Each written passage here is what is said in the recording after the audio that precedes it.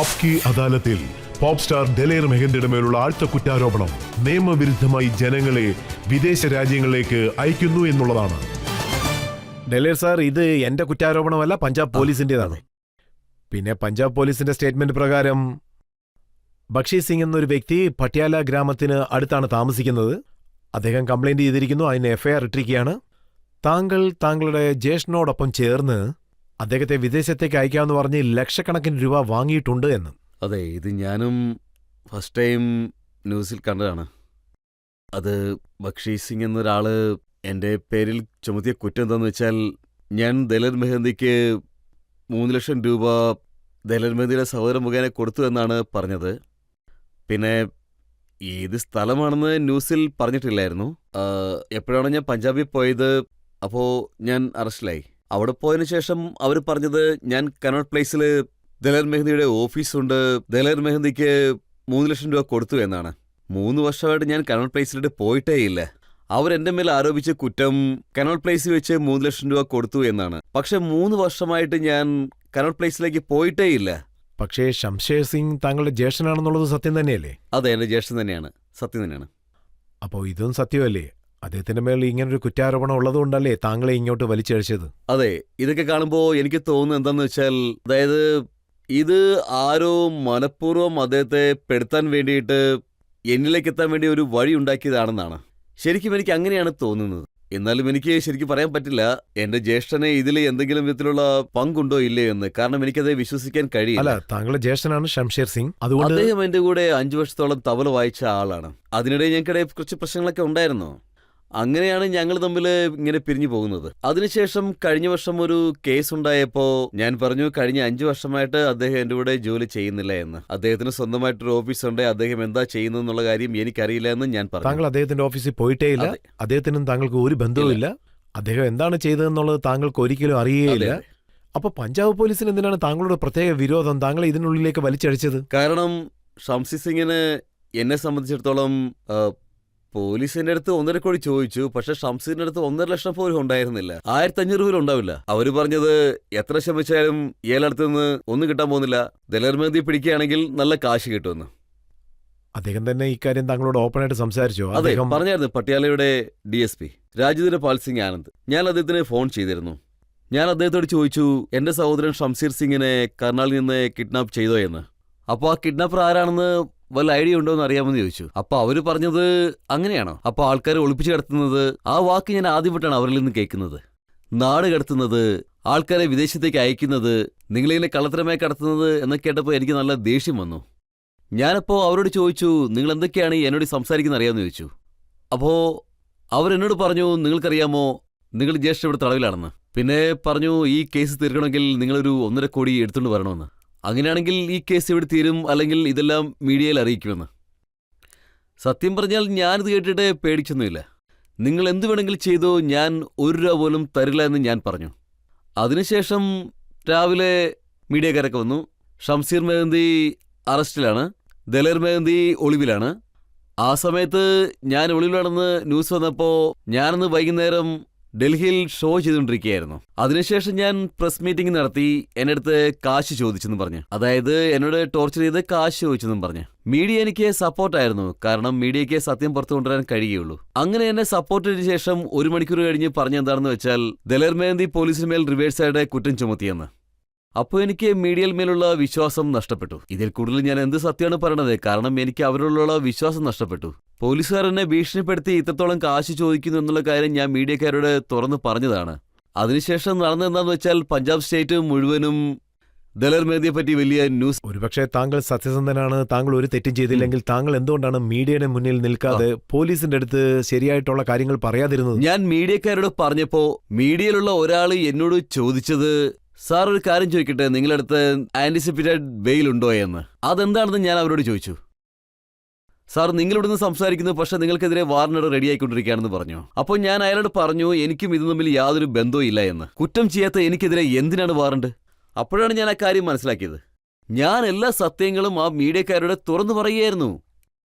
പക്ഷെ നമ്മളൊന്നും പറഞ്ഞിട്ട് കാര്യമില്ല. നമ്മൾ ഏത് സ്ഥലത്താണെങ്കിലും, അത് പഞ്ചാബിലാണെങ്കിലും ശരി, പോലീസ് എങ്ങനെയായാലും ശരി, നമ്മളെ കസ്റ്റഡിയിലെടുത്ത് അവർ വഴിക്ക് കൊണ്ടുപോകും. അപ്പോൾ ഞാൻ ചിന്തിച്ചെന്താണെന്ന് വെച്ചാൽ, പോലീസിനെ പിടികൊടുത്തിട്ട് യാതൊരു കാര്യമില്ല. ഇവിടെ നിന്ന് മാറി നിന്നിട്ട് ഈ പ്രശ്നം ശരിയാകുന്നത് വരെ, എല്ലാം ക്ലിയർ ആകുന്നത് വരെ, ഈ വിഷയം മീഡിയക്കാരും ജനങ്ങളും മനസ്സിലാക്കുന്നത് വരെ അറസ്റ്റിലാകുന്നതുകൊണ്ട് യാതൊരു അർത്ഥമില്ലെന്ന്. നോക്കൂ സാർ, താങ്കളുടെ ആബ്സെന്റിൽ പോലീസ് താങ്കളെ അന്വേഷിക്കുന്ന സമയത്ത് ആ താങ്കളുടെ ഫാം ഹൗസിലും റെയ്ഡ് നടന്നിരുന്നു. അപ്പൊ പോലീസ് എന്താ പറഞ്ഞെന്ന് വെച്ചാ താങ്കളുടെ സെക്യൂരിറ്റി ഗാർഡ്സ് ഡോക്യുമെന്റ്സ് എല്ലാം നശിപ്പിച്ചു എന്ന്. ഞാനിപ്പോ നിങ്ങളോട് റിക്വസ്റ്റ് ചെയ്യാണ്, ആ ക്ലിപ്പിംഗ്സ് എന്നെ ഒന്ന് കാണിക്കൂ. അതിൽ അവര് ഒരു ബ്യൂറോ തകർക്കുന്ന പോലെ കാണിക്കുന്നുണ്ട്. അതിൽ നിന്ന് പാസ്പോർട്ട് വീഴുന്നുണ്ട്, പേപ്പേഴ്സ് വീഴുന്നുണ്ട്. ആ ന്യൂസ് കാണുമ്പോൾ ഞാൻ വളരെ ഷോക്കായി പോയി. എന്റെ വലിയ ഫാം ഹൗസിൽ ഞാൻ ഇരിക്കുന്ന ആ സ്ഥലത്ത് എന്തൊക്കെ സാധനങ്ങളാണോ തകർക്കുന്നത്, എന്തൊക്കെ സാധനങ്ങളാണോ ഇല്ലാതായി പോകുന്നത്. അതിനുശേഷം ഞാൻ എന്റെ ഫാം ഹൗസിൽ പോയപ്പോ അവിടെ എന്റെ സാധനങ്ങൾ ഒന്നും തന്നെ ഇല്ല. ഞാൻ പോലീസിനടുത്ത് ചോദിച്ചപ്പോ, നിങ്ങൾ ആ വീഡിയോയിൽ പാസ്പോർട്ട് വീഴുന്നതും പേപ്പേഴ്സ് വീഴുന്നതും ഒക്കെ നിങ്ങൾ കാണിച്ചില്ലേ, അതെങ്ങനെയാണെന്ന് ഞാൻ ചോദിച്ചു. അപ്പൊ അതൊക്കെ ഞങ്ങൾ അറേഞ്ച് ചെയ്യാണെന്ന് അവർ പറഞ്ഞു. ഇതാണ് ഒരു മറുപടി. അതെന്നെ വല്ലാതെ വിഷമം വെച്ചു. ഇപ്പൊ എനിക്ക് ശരിക്കും 8 വർഷമായിട്ട് എന്റെ ഓഫീസ് F55 ലാഡോ സർ, എന്റെ ഒരേ ഒരു ഓഫീസ്. ഞാനത് ന്യൂസിൽ കണ്ട് വളരെ ഷോക്കായി. ദലർ മെഹന്തിയുടെ ഈസ്റ്റ് ഓഫ് ക്ലാസ് ഓഫീസ് അവര് സീല് വെച്ചെന്ന്.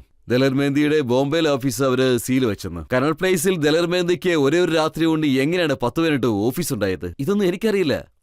അല്ല, പോലീസുകാർ എന്താ പറഞ്ഞെന്നുള്ളത് ഞാൻ കേട്ടിരുന്നു. അവരുടെ സ്റ്റേറ്റ്മെന്റ് പ്രകാരം ഒരു 50 പേരുള്ള ഡൽഹി പഞ്ചാബ് പോലീസ് റെയ്ഡിന് വേണ്ടി പോയിരുന്നു. അവർ ബോംബെ ഓഫീസിലും റെയ്ഡ് നടത്തി. അവർ താങ്കൾ പറഞ്ഞ ഗ്രേറ്റർ കൈലാഷ് 13-ാം നമ്പറിലും റെയ്ഡ് നടത്തിയിരുന്നു. അപ്പോൾ അവർ അവിടെ നിന്നും 1/2 ഡസൻ പാസ്പോർട്ട് കണ്ടുപിടിച്ചതായിട്ടാണ് പറയുന്നത്. പോലീസിന് ബോംബെ ചുറ്റിക്കാണുന്ന ആഗ്രഹം ഉണ്ടായിരുന്നിരിക്കും. ഈസ്റ്റ് ഓഫ് കൈലാഷിലെ ദൈവത്തെ പോയി കാണുന്ന ആഗ്രഹം ഉണ്ടായിരുന്നിരിക്കും. ആ ഒരു ആഗ്രഹമുള്ളതുകൊണ്ട് ദലർമെന്തിലെ കേസ് കിട്ടിയപ്പോൾ അവിടെ എല്ലാം പോയി ചുറ്റിക്കറങ്ങിയിട്ട് അവർ തിരിച്ചു വന്നു. അത്രേ ഉള്ളൂ. എന്റെ ഓഫീസ് ഉണ്ടായിരുന്നത് ലാഡോ സാറിലായിരുന്നു. ആ ദിവസം പോലും അത് ഓപ്പൺ ആയിരുന്നു. ആ ഓഫീസിൽ ഒരു ദിവസം പോലും പോലീസ് റെയ്ഡ് ഉണ്ടായിരുന്നിട്ടില്ല. SP പരഞ്ജിത് സിംഗ് ഒമ്രാൻ നങ്കൽ പറഞ്ഞോളൂ. അദ്ദേഹത്തിന്റെ സ്റ്റേറ്റ്മെന്റ് എന്റെ കൈവശമുണ്ട്. പറഞ്ഞോളൂ. അദ്ദേഹം പറഞ്ഞിരിക്കുന്നത്, ഈ കേസിലെല്ലാം തന്നെ ഡലേർ മെഹന്തിയോടൊപ്പം രവീന ടണ്ടൻ, കരീഷ്മ കപൂർ എന്നീ ഹീറോയിനുകളും ഒപ്പം ഉണ്ടായിരുന്നു എന്ന്. ഇതിനെപ്പറ്റി എന്താ ഞാൻ പറയുക? ഇത് കേൾക്കുമ്പോൾ അല്ലാത്ത ഇത് പറയാൻ പറ്റില്ല. ഇത് ഞാൻ അറസ്റ്റിലാകുന്ന സമയത്ത് ഒരു പുതിയ കാര്യം എനിക്ക് മനസ്സിലായി. അവര് ഒരു സ്ഥലത്തിരിക്കും, അവിടെ ഒരു പ്ലാൻ ചെയ്യും, അവിടെ രവീണ വന്ന് ഡാൻസ് ചെയ്യണമെന്ന്. ഒരു ദിവസം ഇവിടെ നമുക്ക് വിളിക്കാമെന്ന്, കരിഷ്മ കപൂർ പോലുള്ള ആൾക്കാരെയൊക്കെ നമുക്ക് വിളിക്കാമെന്ന്. ഇതെല്ലാം ഒരു വൃത്തികെട്ട സംസാരമാണ്. എങ്ങനെ സംസാരിക്കാൻ പറ്റുമെന്ന് മനസ്സിലാവുന്നില്ല. ഞങ്ങളൊക്കെ ഒരുമിച്ച് പ്രോഗ്രാംസ് ചെയ്തിട്ടുണ്ട്. 99-ൽ രവീണ ടണ്ടന്റെ കൂടെ, കരിഷ്മ കപൂറിന്റെ കൂടെ 5 വർഷത്തോളം ഞങ്ങൾ ഷോ ചെയ്തിട്ടുണ്ട്. അതായത് പ്രോഗ്രാമിനെ ഷാറുഖ് ഖാൻ കൊണ്ടുപോയിട്ടുണ്ട്, ദലർ മെഹന്തി കൊണ്ടുപോയിട്ടുണ്ട്. ആ ഷോയൊക്കെ കണ്ടിട്ടാണ് അവർ ഇങ്ങനെ തീരുമാനിച്ചത്. ഇതിൽ രവീണയും ഇൻവോൾവ് ആയി, കരിഷ്മയും ഇൻവോൾവ് ആയി, അതുപോലെ ജൂഹി ചൗളയും ഇൻവോൾവ് ആയി എന്നൊക്കെ ഇവർക്ക് പറഞ്ഞു തുടങ്ങി. ഒരു പക്ഷേ ഇൻവോൾവ് ആയിരുന്നെങ്കിൽ ഇവരെ നേരെ കൊണ്ടുവരാൻ പറ്റിയേനെ. അപ്പോൾ താങ്കൾ പറഞ്ഞു വരുന്നത് താങ്കളെ ഇൻട്രോഗേറ്റ് ചെയ്യുന്ന സമയത്ത് അവർ ഇങ്ങനെയൊക്കെ പറഞ്ഞു എന്നാണോ? എന്നെ ഇത് ശരിക്കും അത്ഭുതപ്പെടുത്തുകയും ഞെട്ടിപ്പിക്കുകയും ചെയ്ത കാര്യമാണ്. ഈ ദുഃഖകരമായ സത്യത്തെ നിങ്ങളുടെ മുന്നിൽ ഷെയർ ചെയ്യാൻ ഞാൻ ആഗ്രഹിക്കുകയാണ്. ഇതിനു മുമ്പ് ബെയിൽ എത്രത്തോളം പ്രാധാന്യമുള്ളതാണെന്ന് എനിക്ക് അറിയില്ലായിരുന്നു. അതിനുശേഷമാണ് എനിക്ക് ഡൽഹിയിൽ നിന്ന് ബെയിൽ കിട്ടുന്നത്. അത് ആന്റിസിപ്പേറ്റഡ് ബെയിൽ. അതിനുശേഷമാണ് ഇത്രത്തോളം വക്കീലന്മാർക്കും ഇത്രത്തോളം കാശുമൊക്കെ ചെലവായെന്നുള്ള കാര്യം എനിക്ക് മനസ്സിലായത്. അവര് പറഞ്ഞ ദിവസം തന്നെ ഞാൻ അവിടെ എത്തിച്ചേർന്നു. കോർട്ട് എന്നോട് പട്ടിയാല സ്റ്റേഷനിലേക്ക് ചെല്ലാൻ പറഞ്ഞു. പട്ടിയാല സ്റ്റേഷനിലെത്തിയപ്പോൾ മീഡിയക്കാരൊക്കെ നേരത്തെ തന്നെ അവിടെ എന്നെ കവർ ചെയ്യാൻ എത്തിച്ചേർന്നിട്ടുണ്ടായിരുന്നു. അവിടെ പോലീസ് എനിക്ക് വേണ്ടി 6 ബസ്സാണ് അറേഞ്ച് ചെയ്ത് വെച്ചിരുന്നത്. ആൾക്കാരൊക്കെ എന്റെ കാറ് തല്ലി തകർക്കുകയും മുട്ടയും ചെരുപ്പും ഒക്കെ വലിച്ചെറിയുകയും ചെയ്തിരുന്നു. ഒരുപാട് സാധനങ്ങളൊക്കെ വലിച്ചെറിഞ്ഞു. അപ്പൊ അവർ ചോദിച്ചു, കണ്ടോ ആൾക്കാർ നിങ്ങളെ എത്രത്തോളം വെറുക്കുന്നെന്ന്, കണ്ടില്ലേ ആൾക്കാർക്കൊക്കെ എന്തുമാത്രം വിഷമമുണ്ട്, ദലർമെഹന്തി അവർ കാശ് എത്രത്തോളം പറ്റിച്ചെന്ന്. ഇങ്ങനെയൊക്കെ അവരെന്നോട് പറഞ്ഞു. അതിനുശേഷം പോലീസുകാരാണ് അവർക്ക് ഭക്ഷണം കൊടുത്തത്. എന്നിട്ട് ചായയും വെള്ളവും കൊടുത്ത് അവരെ സമാധാനിപ്പിക്കുന്നത് മീഡിയ കവർ ചെയ്യുകയും ചെയ്തു. ഞങ്ങൾ ഒരുപാട് പാടുപെട്ട് അകത്തെത്തി ചേർന്നതിന് ശേഷം അവരെന്നോട് ചോദിക്കേണ്ട ചോദ്യമല്ല എന്നോട് ചോദിച്ചത്. അവർ ചോദിച്ച ചോദ്യം, രവീണ ടണ്ടൻ ഇപ്പൊ എവിടെയാണ് ഡാൻസ് ചെയ്യുന്നതെന്ന്. അവരെ നേരിൽ കണ്ടാൽ എങ്ങനെയുണ്ടെന്നൊക്കെയാണ് ചോദിച്ചത്. നിങ്ങൾക്ക് ഈ ചോദ്യങ്ങൾ ചോദിക്കാനുള്ളതെന്ന് ഞാൻ ചോദിച്ചു. കേസുമായി ബന്ധപ്പെട്ട എന്തെങ്കിലും കാര്യങ്ങൾ ചോദിക്കാൻ ഞാൻ പറഞ്ഞു. അതിനെക്കുറിച്ചുള്ള എന്ത് ചോദ്യമാണ് ചോദിക്കാനുള്ളതെന്ന് ഞാൻ അവരോട് ചോദിച്ചു. അങ്ങനെയുള്ള ഒന്നും തന്നെ ഉണ്ടായിരുന്നില്ല. അവരൊന്നും ചോദിച്ചില്ല. പിന്നെ ഈ പാട്ട് പാടാൻ പറഞ്ഞു, നാനാ നാനാ നാനാ നാരേന്ന്. പിന്നെ വേറെ പാട്ട് പാടാൻ പറഞ്ഞു. സോ ഞാൻ അവിടെ ഇരുന്ന് ഒരുപാട് പാട്ടുകളൊക്കെ പാടി. പിന്നെ എന്നെ വിഷമിപ്പിച്ച വേറൊരു ചോദ്യം എന്താണെന്ന് വെച്ചാൽ, ആദ്യം പോയപ്പോൾ എന്നോട് ചോദിച്ച ചോദ്യം എന്താണെന്ന് വെച്ചാൽ, സാർ അത് നിങ്ങളെക്കുറിച്ച് എന്താണ് പറയാൻ ആഗ്രഹിക്കുന്നത്, ശരീരത്തിൽ എന്തെങ്കിലും മാർക്കുണ്ടെങ്കിൽ പറയാനായിട്ട് പറഞ്ഞു. അപ്പോൾ എൻ്റെ ശരീരത്തിൽ ഈ അടയാളം ഉണ്ടെന്ന് ഞാൻ പറഞ്ഞു. എൻ്റെ കണ്ണിൽ ഈ അടയാളമുണ്ട്, അത് നോക്കാനായിട്ട് ഞാൻ പറഞ്ഞു. അതിനുശേഷം ഞാൻ SHOയോട് ചോദിച്ചു, സാർ താങ്കളുടെ ഡിമാൻഡ് എന്താണെന്ന്. അദ്ദേഹം പാൻറ് ഊരാൻ പറഞ്ഞു. അപ്പോ എനിക്ക് വല്ലാത്ത വിഷമം തോന്നി. ശരി, ഇവര് ഗവൺമെന്റിന്റെ ആൾക്കാരാണ്, യൂണിഫോം ഇട്ടിട്ടുണ്ട്. ഒരുപക്ഷേ ഈ ആൾക്കാര് ചിലപ്പോ യൂണിഫോമിൽ അല്ലെങ്കിൽ ആ പോസ്റ്റർ അല്ലെങ്കിൽ ദലേർ മെഹന്തിക്കെതിരായിട്ട് സംസാരിക്കാനായിട്ട് അവർക്ക് അതിനുള്ള യോഗ്യതകൾ ഉണ്ടാവില്ലായിരുന്നു. ഒട്ടും ലജ്ജയില്ലാതെ അവർ എന്നോട് എൻ്റെ പാൻറ് ഊരാനായിട്ട് പറഞ്ഞു. ശരി, ഞാൻ ഓക്കെ എന്ന് പറഞ്ഞ് ഞാൻ എൻ്റെ പാൻറ് ഊരി.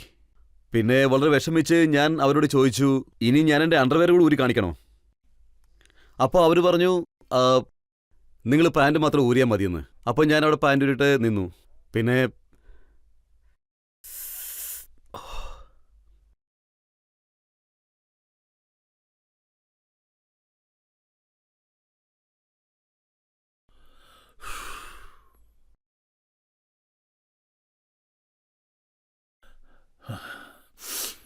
അല്ല, താങ്കളെ കാണുമ്പോൾ തന്നെ ഞങ്ങൾക്കറിയാം വളരെ വിഷമകരമായ സാഹചര്യത്തിൽ കൂടി വന്നതാണെന്ന്.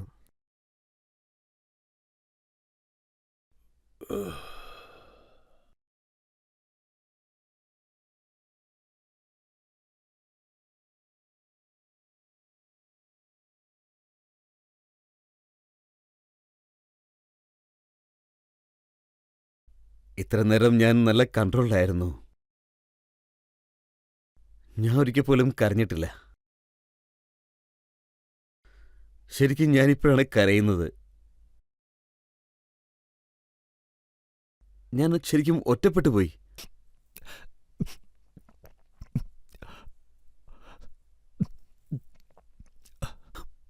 ഞാനെപ്പോഴും ചിരിക്കുന്ന ഒരാളായിരുന്നു. പക്ഷെ ഞാനിപ്പോൾ ഈ ഒരു സംഭവത്തിലാണ് കരഞ്ഞത്. ശരിക്കും ഞാൻ ഒറ്റപ്പെട്ടു പോയിരുന്നു. കാരണം മീഡിയ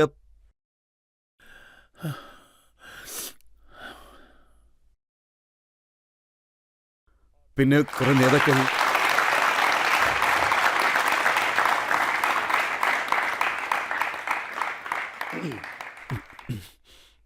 ഞാൻ കാർഗിലിന് വേണ്ടി ഒരുപാട് ചെയ്തിട്ടുണ്ട്.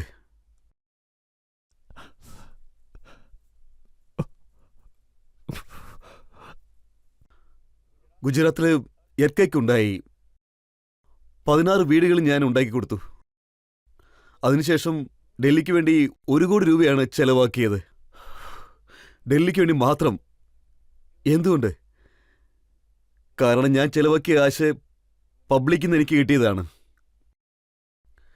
ഇതെൻ്റെ അച്ഛൻ്റെ അമ്മയുടെ അല്ല.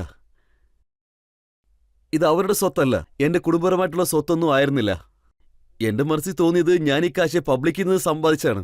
പബ്ലിക്കിന് തന്നെ തിരിച്ചു കൊടുക്കണമെന്ന് തോന്നി. അവരുടെ കാശ് അവർക്ക് തന്നെ തിരിച്ചു കൊടുക്കണമെന്ന്. എൻ്റെ ചിന്തകൾ എപ്പോഴും അങ്ങനെ തന്നെ ആയിരുന്നു. പക്ഷേ ഞാൻ വല്ലാതെ ഷോക്കായിപ്പോയി. വലിയ വലിയ നേതാക്കന്മാരൊക്കെ ഉണ്ടായിരുന്നു. അവരും സൈലൻ്റായി പിന്നോട്ട് മാറി പറഞ്ഞ എന്താണെന്ന് വെച്ചാൽ, നിങ്ങൾ വിഷമിക്കണ്ട, ഇതുപോലുള്ള സംഭവമൊക്കെ ഇന്ദിരാഗാന്ധിക്ക് സംഭവിച്ചിട്ടുണ്ടെന്ന്, അതുപോലെ ഒരുപാട് സംഭവിച്ചിട്ടുണ്ടെന്ന്. മീഡിയക്കാരും പിന്മാറി, നേതാക്കന്മാരും ഒരു സൈഡിലേക്ക് അങ്ങ് മാറി. എൻ്റെ കൂടെ ഉണ്ടായിരുന്നത് ഓഡിയൻസ്, ജനങ്ങള്, ഫാൻസ്, അവരും മാത്രമായിരുന്നു.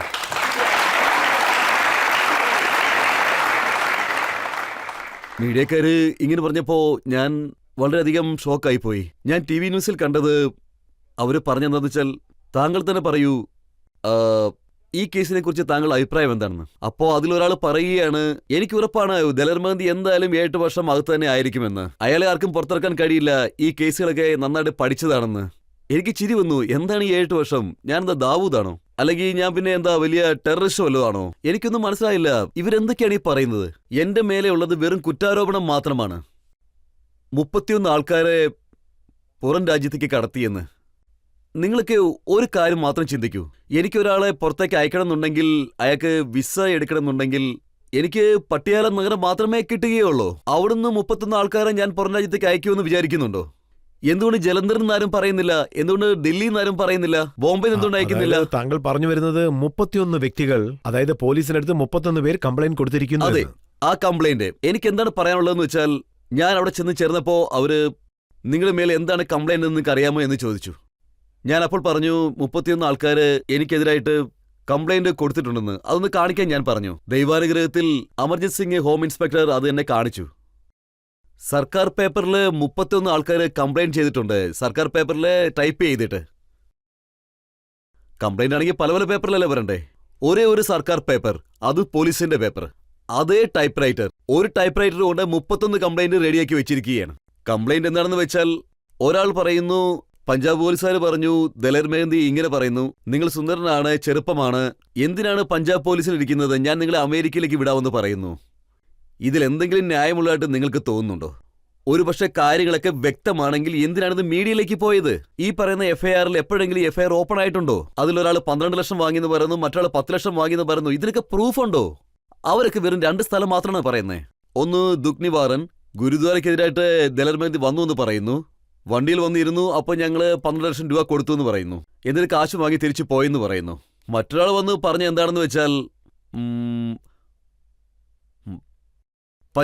പട്യാല യൂണിവേഴ്സിറ്റിക്കെതിരായിട്ട് എന്റെ പട്യാല, ഈ 2 സ്ഥലങ്ങളാണ് പറഞ്ഞത്. അവിടെ ദലേർ മെഹന്തി വന്ന് കാശ് വാങ്ങിച്ചിട്ട് പോകുമെന്ന് പറഞ്ഞു. എന്തിനാണ് ഞാൻ ഒരേ സ്ഥലം തന്നെ ചൂസ് ചെയ്യുന്നത്? അത് എന്റെ സ്ഥലമല്ല, ഞാൻ അതിനാണ് ചൂസ് ചെയ്യുന്നത്. ഒരു പക്ഷെ ഞാൻ കുറ്റം ചെയ്തിട്ടുണ്ടെങ്കിൽ എനിക്ക് എങ്ങനെ ധൈര്യമായിട്ട് നടക്കാൻ പറ്റും? കാരണം ഇതൊക്കെ തെറ്റായ കാര്യങ്ങളാണ്. ഞാനിപ്പോൾ വിഷമിച്ച് നിങ്ങളുടെ മുന്നിൽ ഇങ്ങനെ കരയേണ്ട ഒരു അവസ്ഥ ഉണ്ടായിട്ടുണ്ടെങ്കിൽ ഇവരൊക്കെ എന്നെ സ്നേഹിക്കുന്ന ജനങ്ങളാണ്. അല്ലെങ്കിൽ ക്യാമറയ്ക്ക് മുന്നിൽ, മീഡിയയ്ക്ക് മുന്നിൽ ഞാൻ ഒരിക്കലും കരയില്ല. കാരണം എനിക്കറിയാം സത്യം എന്തായാലും ഒരു ദിവസം പുറത്തു വരുമെന്ന്. നിങ്ങൾ അമേരിക്കൻ എംബസി പോവുകയാണെങ്കിൽ ആരോട് വേണമെങ്കിലും ചോദിച്ചോളൂ, അമേരിക്കൻ എംബസി അല്ലെങ്കിൽ കനേഡിയൻ എംബസി, അവിടെ നമ്മൾ എന്ത് ചെയ്താലും അവരുടെ കയ്യിൽ ആ പ്രൂഫ് ഉണ്ടായിരിക്കും. എനിക്കെന്നല്ല, എല്ലാവർക്കും ഒരേ നിയമം തന്നെയാണ്.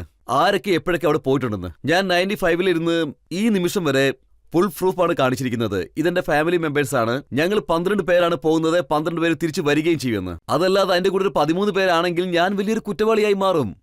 അതുകൊണ്ടാണ് ഞാൻ ധൈര്യമായിട്ട് പറഞ്ഞത്, ഒരു ദിവസം സത്യം എന്തായാലും പുറത്തു വരും. ദൈവം എന്റെ കൂടെ തന്നെ ഉണ്ടായിരുന്നു. അങ്ങനെ ഇപ്പൊ സത്യം പുറത്തു വന്നു. ഗുരുനാനക് മഹാരാജ്, ആ ഭഗവാന്റെ അനുഗ്രഹം എനിക്കുണ്ടായിരുന്നു. എല്ലാ വഴികളും നഷ്ടപ്പെട്ടിരുന്നു, പക്ഷേ ദൈവത്തോടുള്ള എന്റെ വിശ്വാസം ഒരിക്കലും നഷ്ടപ്പെട്ടിരുന്നില്ല. അങ്ങനെ ഞാൻ വിജയിച്ചു. അതിനുശേഷം DGP പഞ്ചാബ് സിദ്ദിഖിക്ക് നിങ്ങൾ ടൈം മാഗസിൻ വായിക്കൂ, അതിൽ വന്ന ഒരു ചെറിയ വാക്കിന്റെ പേരിലാണോ പുറകെ പോയെന്ന് ചോദിച്ചു. എന്റെ ഭാഗത്ത് ഇങ്ങനെ ഒരു ചെറിയ തെറ്റാണ് സംഭവിച്ചത്. ദലേർ മെഹന്തിയുടെയും ഷംസീർ മെഹന്തിയുടെയും രൂപം ഒരുപോലെ തന്നെയാണ്, അതുകൊണ്ടാണ് ഈ തെറ്റ് സംഭവിച്ചതെന്ന് നിങ്ങൾ അങ്ങനെ പറഞ്ഞു. പക്ഷെ നിങ്ങളിത് കണ്ടില്ല. അതായത് നിങ്ങൾ വളരെ ഉയരത്തിലിരുന്ന ഒരാളെ പെട്ടെന്ന് വലിച്ച് താഴെയിട്ടു. അതിനുശേഷം എന്തുമാത്രം ടോർച്ചറായിരുന്നു. ആ സമയത്ത് എല്ലാ ആൾക്കാരും പറഞ്ഞെന്താണെന്ന് വെച്ചാൽ ദലേർ മെഹന്തിയുടെ കഥ അവസാനിച്ചു എന്ന്. പക്ഷെ എനിക്ക് വിശ്വാസം ഉണ്ടായിരുന്നു അത് ഈ കോൺട്രവേഴ്സിക്കൊക്കെ ശേഷം വേറെ ആരെങ്കിലും ആത്മഹത്യ ചെയ്തേനെ, ഇല്ലാതായി പോയനെ. പക്ഷെ ഞാൻ വന്നതിന് ശേഷം ഷാറാറാറ എന്ന ഹിറ്റ് ആൽബം ഉണ്ടാക്കി. എന്റെ വിശ്വാസം നഷ്ടപ്പെട്ടില്ല. എനിക്ക് എന്നിൽ നല്ല ആത്മവിശ്വാസം ഉണ്ടായിരുന്നു, ദൈവത്തോടുള്ള വിശ്വാസം ഉണ്ടായിരുന്നു, അതുപോലെ ജനങ്ങളിലും വിശ്വാസം ഉണ്ടായിരുന്നു. ഇപ്പോ ഞാൻ ഇത്രത്തോളം വളർന്നിട്ടുണ്ടെങ്കിൽ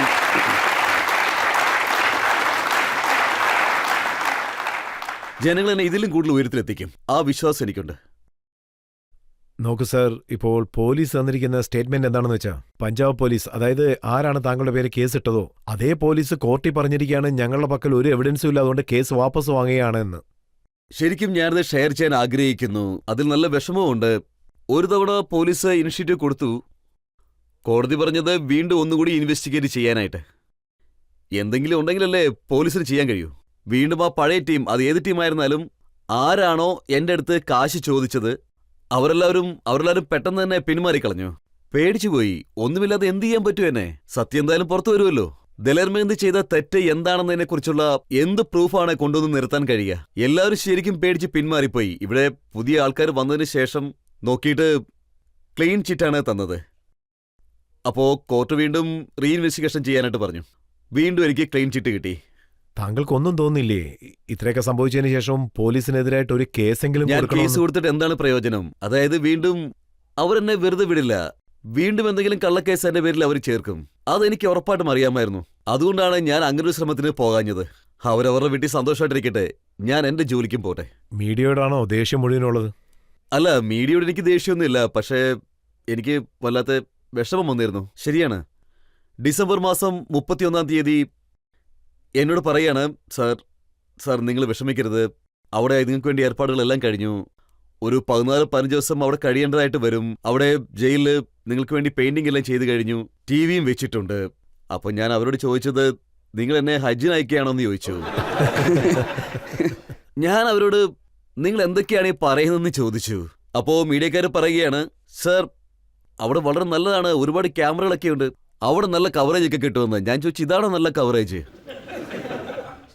ശരിക്കും എനിക്ക് വല്ലാതെ വിഷമം തോന്നുകയും അത്ഭുതപ്പെടുത്തുകയും ചെയ്തത് മീഡിയയിൽ വിശ്വാസം നഷ്ടപ്പെട്ടതും എനിക്ക് ക്ലീൻ ചിറ്റ് കിട്ടിയതിന് ശേഷം 31 തീയതി ഡിസംബറിൽ 2 മണി വരെ മീഡിയ അവരെന്നെ ശരിക്കും ഒരു വഴിയാക്കിയതാണ്. 4 മാസത്തോളം രാത്രിയും പകലും എന്നെ ഇങ്ങനെ കാണിച്ച് എനിക്ക് ക്ലീൻ ചിറ്റ് കിട്ടിയതിന് ശേഷം നാണം കെട്ട ആൾക്കാരെ പോലെ വളരെ ചെറുതായിട്ട് താഴെ എഴുതി ദലേർ മെഹന്ദിക്ക് ക്ലീൻ ചിറ്റ് ലഭിച്ചു എന്ന്. ഇതിനേക്കാളിൽ മോശം വേറെന്താ ഉള്ളത്? നിങ്ങൾ രാത്രിയും പകലും ഇത്രത്തോളം സംസാരിച്ചാണ്. അപ്പോൾ തെറ്റ് ഞങ്ങളുടേതാണെന്ന് നിങ്ങൾ സമ്മതിക്കേണ്ടതല്ലേ? ഞങ്ങൾ തെറ്റാണ്, ദലേർ മെഹന്ദിക്കെതിരെ യാതൊരുവിധ തെളിവുമില്ല ഈ ക്ലീൻ ചീറ്റ് കിട്ടിയെന്ന്. പക്ഷേ അവരങ്ങനെ ചെയ്തില്ല. എന്നോട് എന്ത് വിരോധമാണ് ഉള്ളതെന്ന് എനിക്ക് അറിയില്ല. മീഡിയക്കാർക്ക് എന്തോ വലിയ നഷ്ടം സംഭവിച്ച പോലാണ് അവരുടെ ഒരു റിയാക്ഷൻ കണ്ടപ്പോൾ തോന്നിയത്. ദൈവം എന്റെ ഇവിടെ തന്നെ ഉണ്ടായിരുന്നു. ഞാൻ വീണ്ടും പഴയ സ്ഥാനത്തേക്ക് തന്നെ എത്തി. ഇക്കാര്യം മാത്രം പറയാൻ ഞാൻ ആഗ്രഹിക്കുന്നു. ആ സമയത്ത് ഇന്ത്യ TV ഇല്ല. ഇന്ത്യ TV ഉണ്ടായിരുന്നെങ്കിൽ ഇങ്ങനെ സംഭവിക്കില്ല.